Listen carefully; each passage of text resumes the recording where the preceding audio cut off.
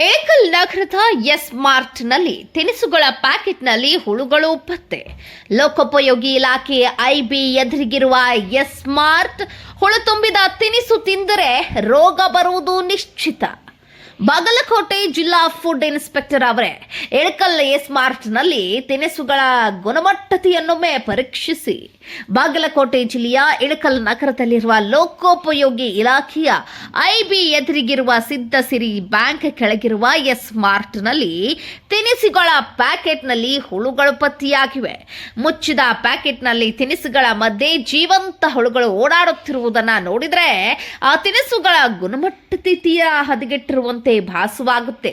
ಇಳಕಲ್ ನಗರದ ಎಸ್ ಮಾರ್ಟ್ನಲ್ಲಿ ಇಂತಹ ತಿನಿಸುಗಳನ್ನು ಸಾರ್ವಜನಿಕರಿಗೆ ಮಾರುತ್ತಿರುವುದರಿಂದ ಗ್ರಾಹಕರ ಆರೋಗ್ಯದ ಮೇಲೆ ಗಂಭೀರ ದುಷ್ಪರಿಣಾಮ ಬೀರುವ ಸಾಧ್ಯತೆ ಇದೆ.